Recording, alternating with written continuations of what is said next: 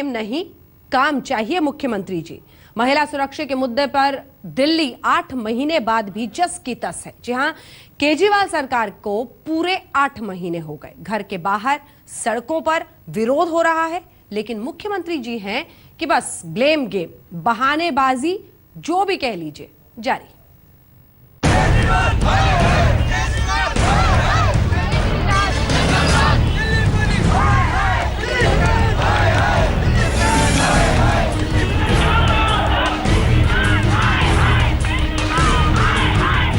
मुद्दा सबसे बड़ा है। दिल्ली में महिलाओं की सुरक्षा को लेकर गुस्सा उबल पड़ा है। महिलाओं के खिलाफ बलात्कार को लेकर राजधानी में रोज रोज होते महिलाओं के खिलाफ अत्याचार को लेकर केजरीवाल के घर के बाहर महिलाएं गरज रही हैं। सरकार विरोधी तख्तियों में, सरकार विरोधी नारों में।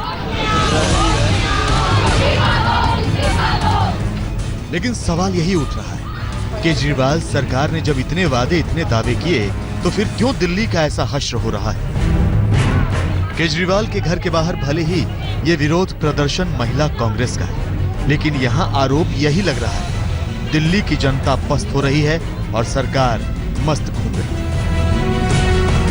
देखिए, केजरीवाल जी का काम है झूठ बोलना और सिर्फ बातों को घुमाते रहना और लड़ते रहना।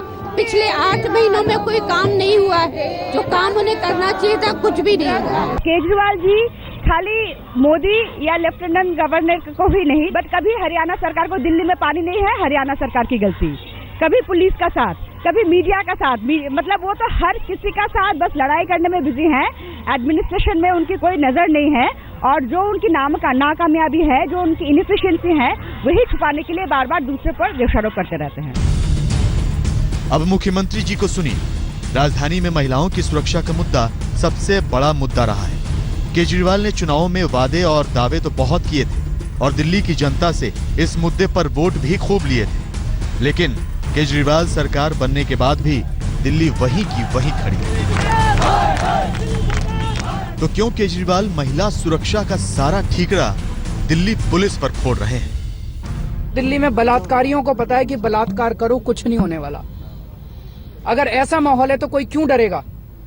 जब तक पुलिस का काम है ऐसा डर पैदा करना अपराधियों के अंदर, हत्यारों के अंदर, बलात्कारियों के अंदर, कि कोई अगर बलात्कार करने की हिम्मत करे तो उसे पता होना चाहिए कि एडमिनिस्ट्रेशन मुझे बख्शेगा नहीं। लेकिन आज उल्टा माहौल है। अपराधी नहीं डरते पुलिस से, आम आदमी डरता है पुलिस से। सरकार चलाना संजीदगी का काम है। ये डायलॉग देना, धमकाना, इन चीजों से सरकार नहीं चलती है। मैं समझता हूं कि जब निर्भया केस हुआ था तब अरविंद ने कहा था कि शीला दीक्षित को इस्तीफा दे देना चाहिए।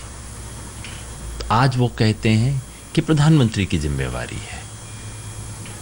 या तो उन्हें शीला दीक्षित से माफी मांग लेनी चाहिए अगर उस वक्त गलत बात कह रहे थे, और अगर आज गलत बात कह रहे हैं तो दिल्ली की जनता से माफी मांगनी चाहिए। लेकिन सवाल यही है कि क्या यहाँ ब्लेम गेम चल रहा है या फिर सरकार को दिल्ली पुलिस के साथ मिलकर राजधानी की सुरक्षा के बारे में सोचना है? फिर दिल्ली पुलिस यही कहती है, हम तो कोऑपरेशन के लिए तैयार हैं।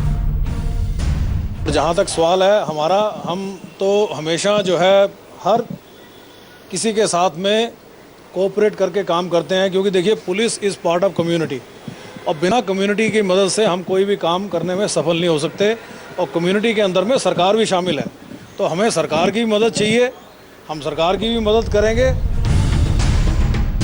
दिल्ली में कुछ भी हो जाए, मुख्यमंत्री जी फौरन शिकायतों का अंबार लेकर एलजी के दफ्तर का रास्ता नाप लेते हैं। तो कभी प्रधानमंत्री मोदी को चिट्ठी, तो कभी ट्विटर पर संदेश लिख डालते हैं।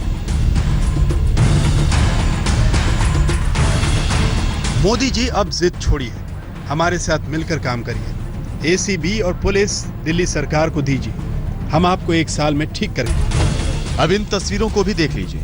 गए थे मुख्यमंत्री मंगोलपुरी में झुग्गी झोपड़ी स्वाहा होने पर हमदर्दी का मरहम लेकर, लेकिन आफत वहां भी गले पड़ गए। केजरीवाल को विरोध में काले झंडे दिखाए गए, तो जनाब मंगोलपुरी में भी एक नया वादा करा। जितने दिल्ली के झुग्गी वाले हैं सबके लिए मैं पक्के मकान बना रहा हूँ। सबके लोग सबको हम पक्के मकान देंगे। पूरी दिल्ली में सर्वे हो रहे हैं, हमारे जो स्लम डिपार्टमेंट के यहाँ पे चेयरमैन आए हुए हैं वो पूरी दिल्ली में झुग्गी वालों को मकान देने का इंतजाम कर रहे हैं। अच्छे फ्लैट बना के देंगे, लेकिन फ्लैट 2 दिन में नहीं बनते, फ्लैट बनने में टाइम लगेगा।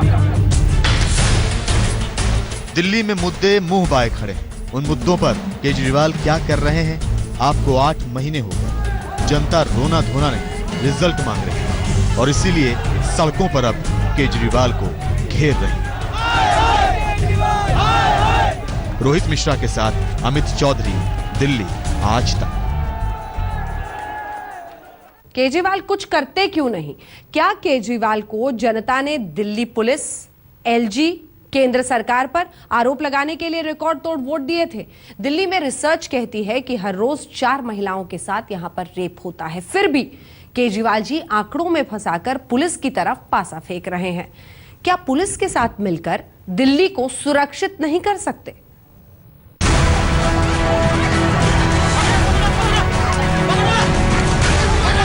दिल्ली की जनता अपना इंसाफ अब खुद करने लगी है,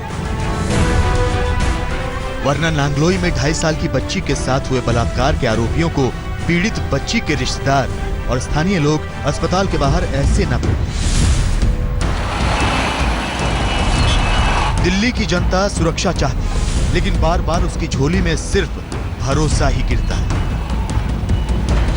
पहले नांगलोई में मासूम के साथ बलात्कार और फिर दिल्ली के आनंद विहार इलाके में 5 साल की बच्ची के साथ कथित गैंगरेप। दिल्ली करे तो क्या करे?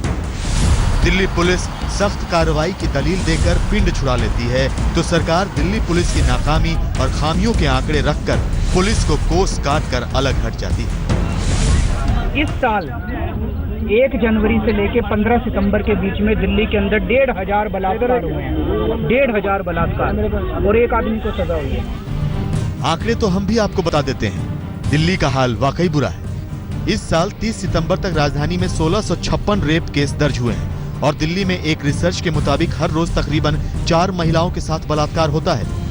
इनमें से 30 अप्रैल तक दिल्ली पुलिस ने 165 आरोपियों पर आईपीसी की धारा 302 के तहत केस दर्ज किए, जबकि दिल्ली पुलिस का दावा है कि उसने 1260 रेप केस सुलझा लिए।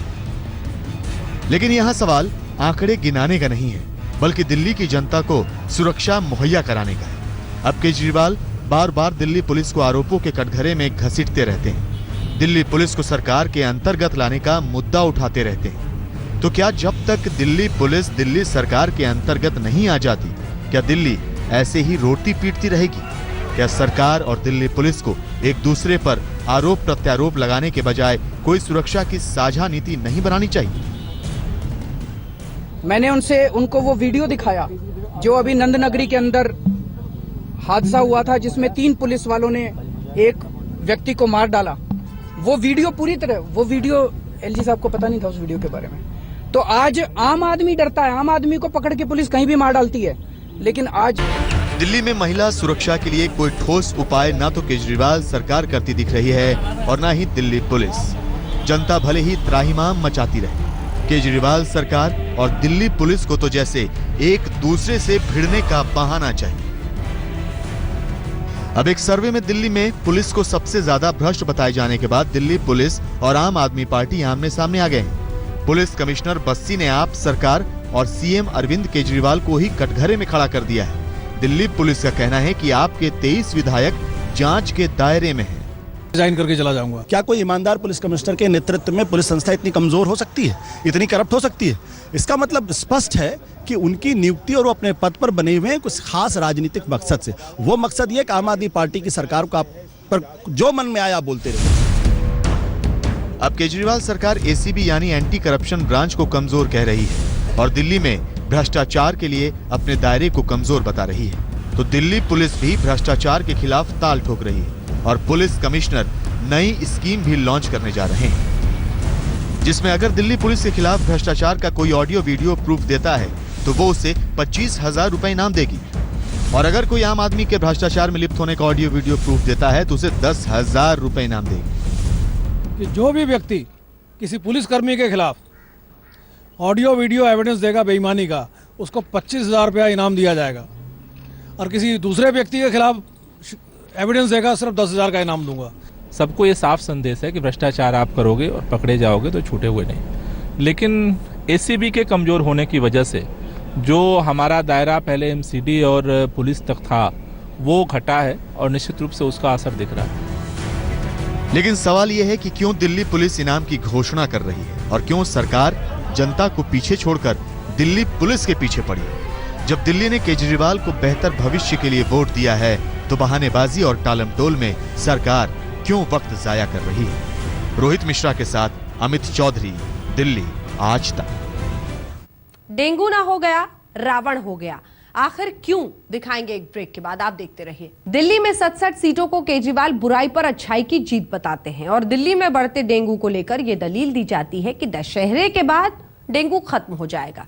फिर तो केजरीवाल जी सही कह रहे हैं, बुरे डेंगू पर रावण के फूंकने के साथ ही जीत होगी। जिस तरह से रामलीला और रामायण बुराई के ऊपर अच्छाई की जीत है, उसी तरह से दिल्ली के अंदर जो 70 में से 67 सीट आई वो भी एक तरह से बुराई के ऊपर अच्छाई की जीत थी।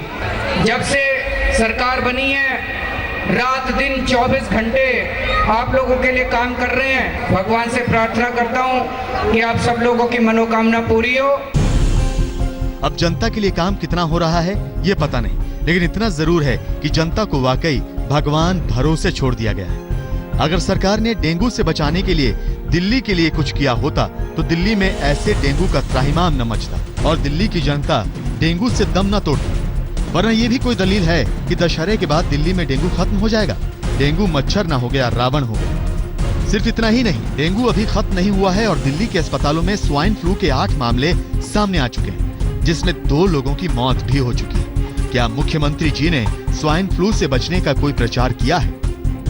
ब्लेम गेम से सोल्यूशन नहीं निकलते। और जब आप एक ऐसी स्थिति में हैं जहां आपके पास सोल्यूशंस हैं और अगर जो व्यक्ति प्रॉब्लम्स पर ही रहता है वो खुद भी प्रॉब्लम है। दिल्ली महंगाई से जूझ रही है। पहले प्याज की कीमतें आसमान पर गईं और अब त्योहारी सीजन में दाल से लेकर सब्जियां और सब्जियों से लेकर फलों पर महंगाई आ पड़ी। जनता महंगाई से पस्त है और सरकार मस्त घूम रही है। तो क्या वाकई दिल्ली भगवान भरोसे जी रही है? दिल्ली से फरीद अली के साथ आज तक ब्यूरो। केजरीवाल के वादों पर कंडीशन अप्लाई, दिखाएंगे ब्रेक के बाद, देखते रहिए स्पेशल रिपोर्ट।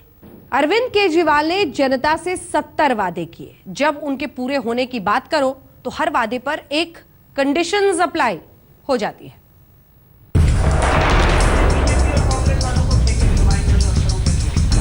सत्तर वादे किए और 67 सीटें जीतकर दिल्ली की सत्ता पर काबिज हो गए अरविंद केजरीवाल। कहते थे सारी रिसर्च करवा ली है और 5 सालों में सभी वादे पूरे करके दिखाएंगे, लेकिन 8 महीने गुजर गए और स्थिति डावाडोल ही नजर आती है। अब केजरीवाल के अहम वादों पर गौर कीजिए। दिल्ली में फ्री वाईफाई, पूरी दिल्ली में 15 लाख सीसीटीवी कैमरे, कॉन्ट्रैक्ट की जगह पक्की नौकरी, झुग्गी की जगह 5 लाख मकान, आधे रेट पर बिजली, 20,000 लीटर पानी मुफ्त। दूसरे राज्यों की तुलना में दिल्ली में सबसे कम वैट, हर बस में सिक्योरिटी गार्ड, 20 कॉलेज, 500 स्कूलों का निर्माण। कुछ भी नजर नहीं आया। बसों में जो उन्होंने बोला था सुरक्षा का वो भी नजर नहीं आया। सीसीटीवी कैमरे का था वो भी नहीं आया। अभी तक उन्होंने कुछ भी नहीं किया। मैंने अभी तक कोई भी दिल्ली के अंदर बसेस के अंदर कोई भी सिक्योरिटी नहीं देखी है। मैं काफ़ी बार बसेस में गई हूँ, इवन मैं नहीं ट्राई करती बसेस में जाना। आज तक ब्यूरो।